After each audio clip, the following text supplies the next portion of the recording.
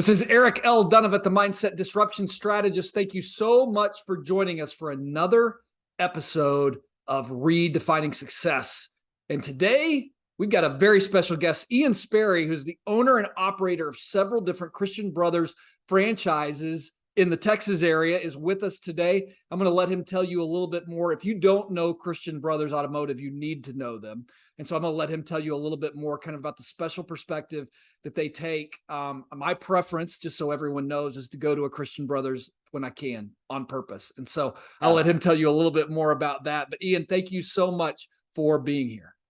Eric, I appreciate it, and love to hear what you're doing, and love to see how God is just doing incredible things through this podcast and through a lot of different avenues that you have going on. And so thank you for the introduction. It's humbling.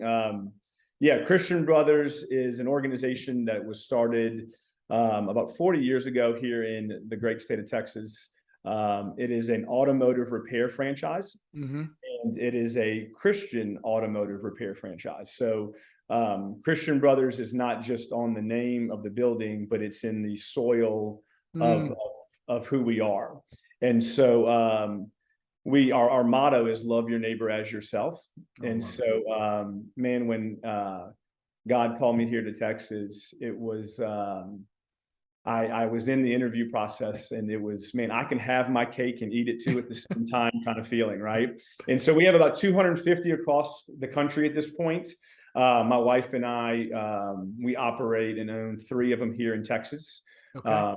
One in Katy, or really it's North Katy, South Cypress, if you're familiar with the area. Copperfield is what it's called. I also have one in Pearland, which is kind of South Houston. And then I have one in Corpus Christi, of all places. Oh, okay. Which was quite a bit of ways.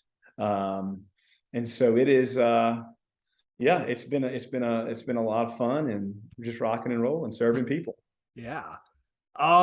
Before we get too far in, my first question is always the same. It's a Saturday afternoon. I've invited everybody over for a barbecue. In my Louisiana crowd, I tell them it's a crawfish boil. So, come on in. But I've invited all my friends over. My friends are my listeners. Would you introduce yourself to my friends but you've already told them what you do for a living, but introduce yourself to my friends, if you would. Yeah. So I am married. So my wife, Michaela, and we have been married for 11 years now. Congrats. She is my absolute best friend. I have 3 amazing children. Caleb is 6 years old. Mackenzie is 4, and Luke is 2. And so we are all hands on deck right now. We actually just started. They go to a little private school here in Texas. And so first day of school was yesterday. And then my little one, we call him Bean, or Luke, his first day of school is today. And so it's been wild the last couple of days. So, we've been married 11 years, 3 children.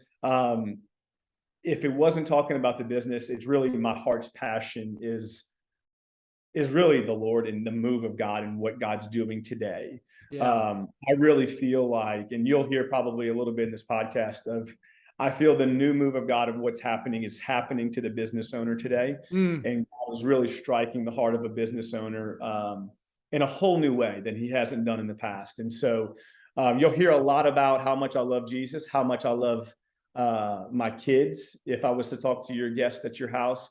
And then you hear a lot about my boy right here, Drew Brees. Drew Brees. I am a Cajun. I was born and raised in Louisiana. And so it still runs in my blood. I might be in God's country, but it's in my blood. So I understand. Yeah. We talked about this beforehand. I'm a Texan who moved here. But I get it. I get it. It does run in your blood. That's right. So you said this a little bit. My next question typically is like, what is your passion in life? Sure. I don't want to take that away, but you said talking about Jesus. I mean, what else is that it? I mean, or what? No.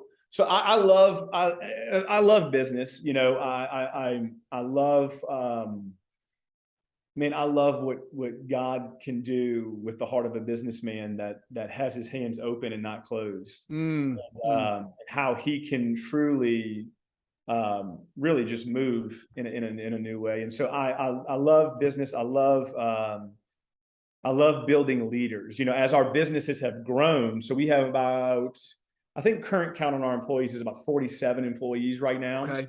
And so as our businesses have grown, I've had to switch from being, and I'm sure you're aware that you've been through this as well. Like you have to switch from being the hands-on day-to-day guy to being, hey, I have to lead you guys now, and you guys have got to put the work in, right? And so I have turned, I love leading people in intentionally pouring into their lives. And so we have a leadership development program within our organization that I personally still teach. Wow. And so I have a general manager with multiple managers underneath him.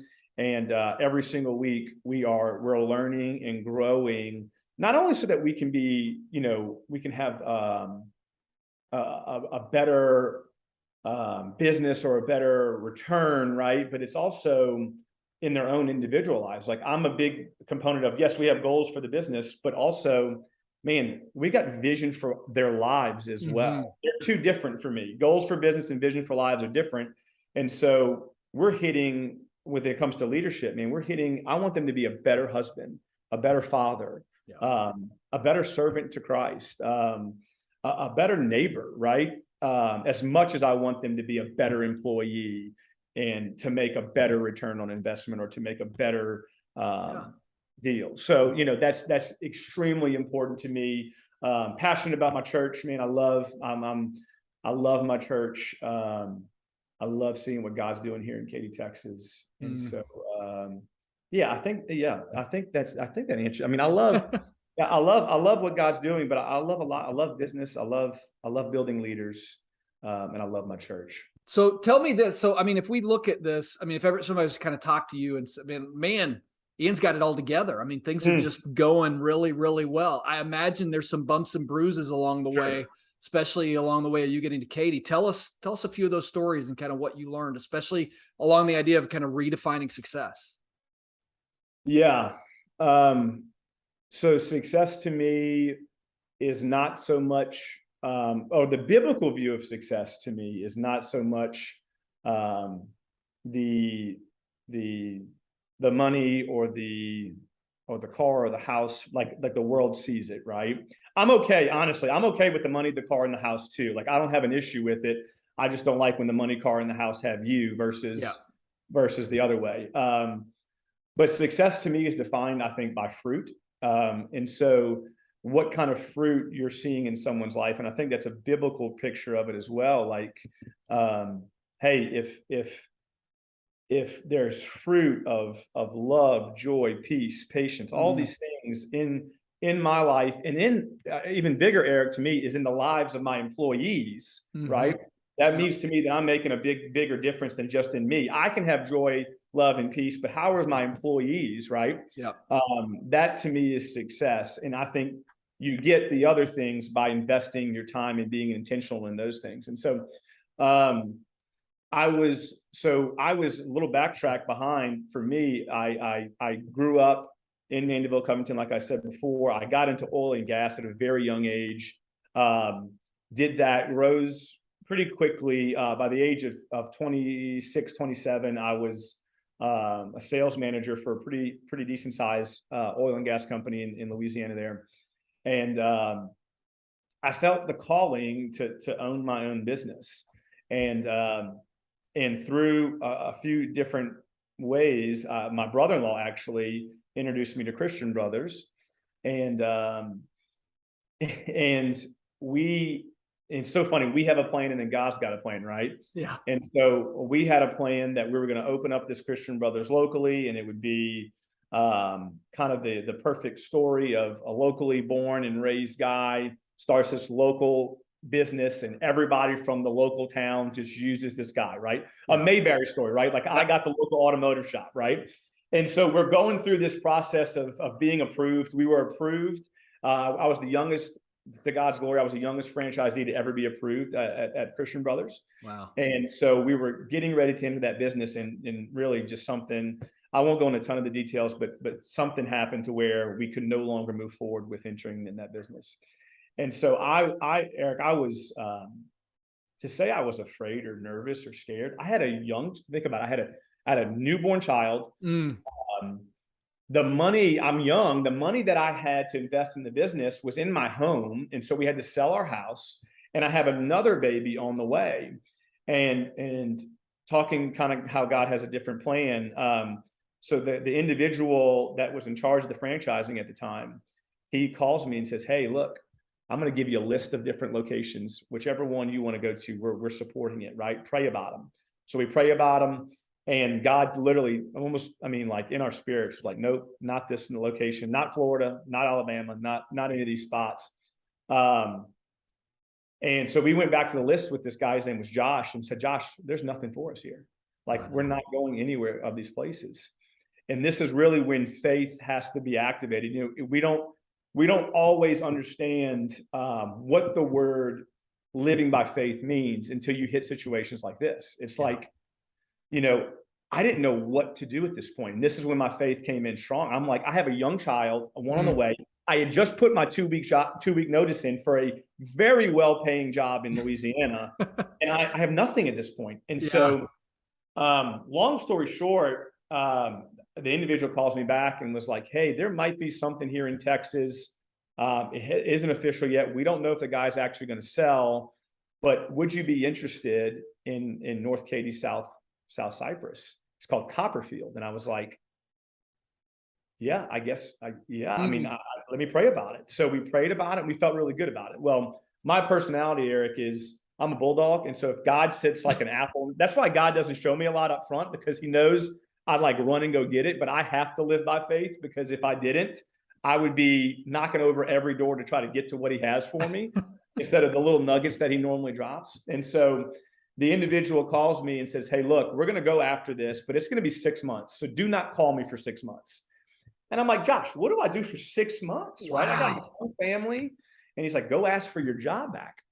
And so I was in the process of eating crow, going to ask my job back. He calls me 3 days later and says, hey, I need to know by 7 o'clock or by 8 o'clock in the morning, 7 or 8 o'clock, if you're going to do this or not. Because if we sign the paperwork now, it's going to be a lot smoother for you. And it was just a lot of complication in the deal. And so I called. I have now, granted, Eric, I'm not, for all the listeners out there, I'm not saying this was the best idea. This is probably my immaturity and naiveness as much as anything. But I signed this paperwork and got this place sight unseen, the First Christian Brothers. I called my wife and I said, babe, what do we do? And she said, what is God calling us to do? I said, I think he's calling us to move to Texas. And she said, all right, I'm in. We're going to do it. So I called them back and I said, let's do the deal. Send over the paperwork. We sent over the paperwork. We signed it. I had 30 days of training. I have no automotive background. I still don't know how to do my own tires or my oil. I just love people. And I had to do 30 days of training, or I had to do 3 months of training in 30 days. And while my wife is 9 months pregnant and moving a house, we sold our house in 11 days, put the down payment on the business. I walk in, I'm making pennies on the dollar compared to what I was making in Louisiana. And it was just, it was nuts. It was crazy, but it was God, Eric. And so I know you can attest to this too in your own life. Like, when it's God, it's God. It doesn't have to make sense. It's God. Yeah. And so that's the only way. People are like, how'd you get over here? God. Like, it is literally, I had this plan. God had this destination for me. And he made the right call, and I'm glad I listened. It's been awesome. So what is when people hear that story, I mean, I understand you say it's God. Yeah. But I mean, what was kind of at which point did your wife ever look at you and be like, are you crazy? Oh yeah. Oh, dude. Like, it was, again, and I don't want to sound whatever, but like, pennies on the dollar. Right. Like, I'm talking like, I'm starting my own business here, and I'm like, I don't know what I'm doing. I'm 28 years old. And there was multiple times to where it was like, hey, what are we doing here? Right. You got to go back to his promises, right? And you got to go back to what his word says. And he says, I was once old or I was once young, now I'm old, and I've never seen the righteous forsaken or their children begging for bread. Right. Yeah. trust in the Lord with all your heart, lean not on my own understanding, in all my ways acknowledge him, and he's going to direct my path. Yeah. Right? Peace beyond understanding, or peace that transcends all understanding. We got the problem with, or the good thing about that, or the thing about that saying is, it sounds good, but we got to be okay with not understanding in order to have the peace, right? Peace that surpasses all understanding. I got to be okay with not understanding to enjoy that peace. Absolutely. And so there was multiple times where my wife and I would literally in our beds, tears in our eyes, going, Lord, we just trust you. Like, we believe that you called us here. And we believe that if we're sowing these seeds of faith, if we're being intentional, if we are living on purpose, that the harvest that you have for us is there. There's a difference when you sow the seed and when the harvest comes. There's a big old pause, and so that was the pause, is the hard part, but that's what we were in. And so, but the way we got through it, Eric, to answer your question, is we relied on his word, and his word didn't change. And so because his word didn't change, we didn't change. Yeah. And so we stuck with it, and the harvest did come. So I'm sure you've got a story, because I want to hear it. Is there, in a moment like that, especially if your penny's on the dollar, you have to have a couple of manna stories, like where God just shows up just at exactly the right moment for exactly what you need, but the minute before you had no idea how it was going to happen. Oh man, there's quite a few manna stories. Let me think of, I remember when I first started. So the business that we took over, when we bought it, it was doing about $1.3 million in revenue, in gross revenue, but which for a lot of people, that's like, oh, that's a really successful business, right? But people, when they don't own a business, or you're just in a business, you don't understand the back end of it. It's like, hey, overhead was out the whack, profitability was nothing. Just because we're a Christian business doesn't mean we're a for-profit business. I mean, a charity either, right? Like, we're a for-profit business. And so I remember the first day that I'm there, usually the first or second day, there's zero cars. I mean, we have zero cars to work on. And it's so funny, man. I haven't thought of this story in a long time. And I'm literally pacing the bays, praying. And my technicians, some of them are believers that work for me, others are not. And they think I'm, some of them think I'm a little crazy, but I'm walking the bays and I'm praying and I'm saying, God, you've got to provide this, right? And so the interesting part about the word manna is it's a Hebrew word that basically means, what is that? Right. So manna was actually like a seed that they would grind up, and it would turn into like a bread. Right. But at first they called it manna because they're like, what the heck is that? Right. And so my manna story is, this lady came up, it was the first car, and she had no money. Okay. And the car was in bad shape, and her story, like, it was her, she had just lost her husband. It was just the craziest story. Right. And so we, one of the first things we did was, I was just like, God, she has nothing, right? Like, she has nothing to give. But we did have something to give. And so we ended up, the first car we took in basically was this car that was just in a mess. And we ended up doing that car for free. And so we ended up like sowing into that and going, hey, we're gonna sow this seed into. The Bible's all about sowing and reaping. Yeah, and so absolutely. We sowed this seed into this woman's life and said, hey, look, we're gonna help you in this situation. We're gonna help you get back on your feet, when we didn't have the money to do it. And then almost directly after that, very shortly after that, we landed a very large commercial account for us that has since gone out of business years later, but for us was huge back then. And so it was shortly after that we really started picking up some momentum, and but there was that manna moment and that seed moment kind of at the same time. My manna looked this way, right? What is that, right? God, what can I do with that, right? But he told me to sow it, and in return, I was going to reap it. And so that was one of them, man. That was a manna moment for us. Another one was, just bills were tight. I mean, it was Yep. tight. Right? We invested all this money into the business, and but I'm a big believer in giving when you feel like it's when times are tight. I'll even give another example. Even recently, there's this negative mindset going around right now about this recession that we're going into, and I got, for everyone listening, God is above a recession. God is above a job, right? But for us, I was going, hey, is the rug going to be pulled out from underneath? Like our businesses are booming, glory to God. I mean, like we are growing, and it is growing at a rapid pace. But there was this hit of like, what if something happens?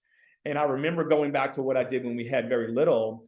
I began to give to someone else's need at that time. And so we literally, my wife and I came together and said, hey, we need to pick some people out or some things going on, and we need to financially sow into them. Yeah. Because I believe that when we're taking the money or the idea off of money, and the idea or the pressure off of us, and we put it on God and go, God, I'm going to believe, and I'm going to give, and I'm going to bless others in the process. Right.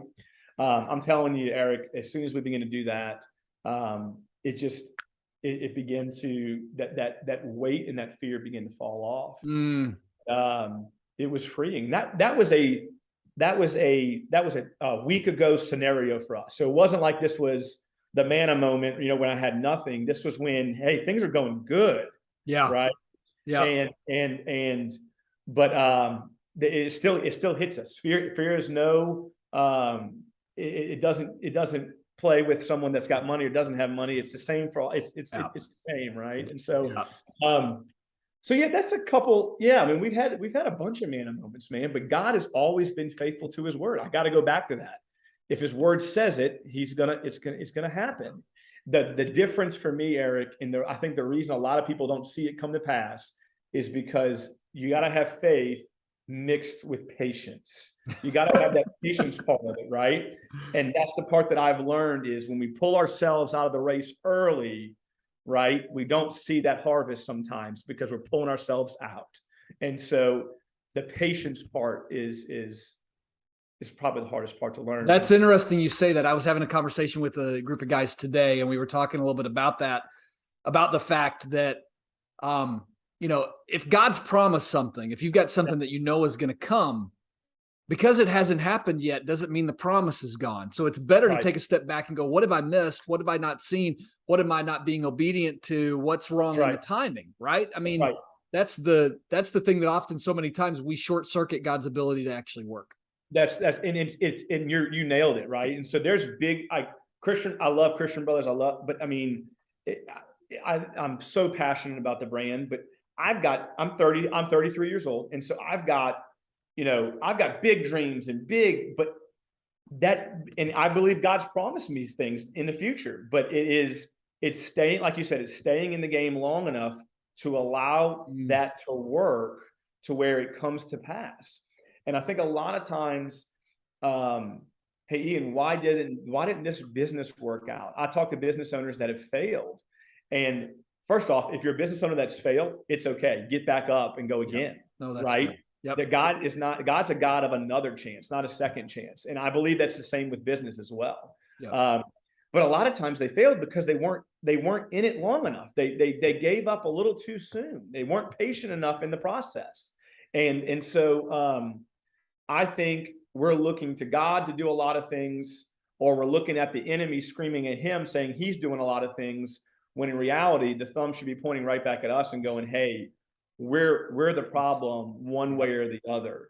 God's promises are true, and the enemy does three things: steal, kill, and destroy. That's what they do. His promises are true: steal, kill, and destroy. Everything else in the middle, it's kind of on us, right? It just is. And that's hard to hear, and it stings. But once you receive it and go, okay, I'm going to pull my bootstraps up and get it and wait and be patient, God's promise always comes through. Oh, I love that. Hey, I want you to talk a little bit about, you said this in the beginning. What are you seeing going on? You said you're loving what God's doing and striking on the heart of the business owner. What are you seeing right now that's really kind of got you passionate in that area? So we're seeing, especially in our church, we're God gave me a picture of a cookie, and a chocolate chip cookie. And this was a couple weeks ago, or I'm sorry, a couple years ago. And the cookie, when you opened it up, you couldn't tell a difference between the dough and the chocolate. And I really felt like the Holy Spirit and the Lord was saying, hey, look, this is what I'm going to be doing to the heart of the business owner in this next stage, is you're not going to be able to tell a difference between a business owner and a man on fire for God. And they're going to be so blended, right, that you're not going to be able to tell a difference. And so when the business owner walks in the room, it's me walking in the room. When a business owner opens his mouth, it's me, I'm speaking through him, right? Yeah. When a business owner or even anybody, when they lay their hands on the kids to pray, it's me moving through them to lay hands on their kids. And so I see that happening, this blended. So especially here in Texas, there is this, I have a church, I call it the khaki wearing Christians. And there's nothing wrong with khaki wearing Christians, right? My wife, I'd be wearing a polo and khakis every day if it wasn't for my wife making me. I'm 33, but they say I have the mind and heart of a 60-year-old and the style of a 60-year-old.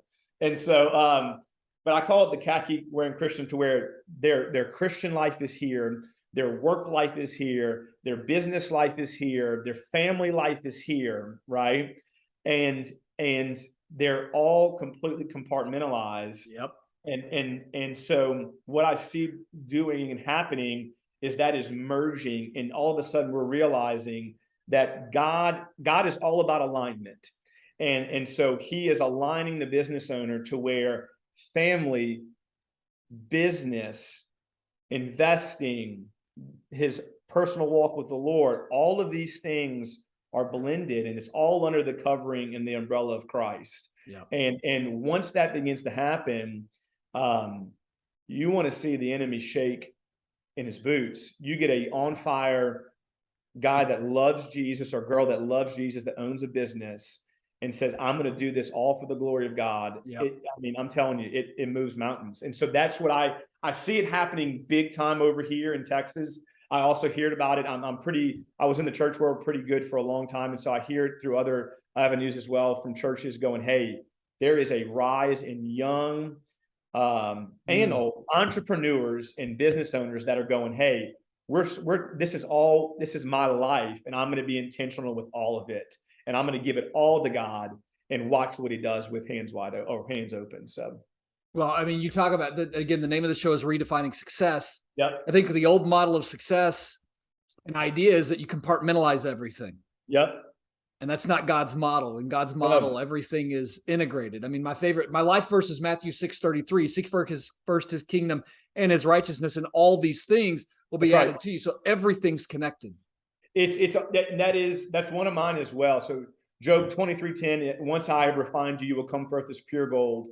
That is, hey, we are in a refining process with the Lord. But that's my other one. Hey, if I seek his kingdom, yeah, that means my family, that means my business, yes, that means my friends, that means my relationships, everything. His promise is everything else is going to be added. But the only way we can do that is if we do it with intention. Yep. And if we do it in order.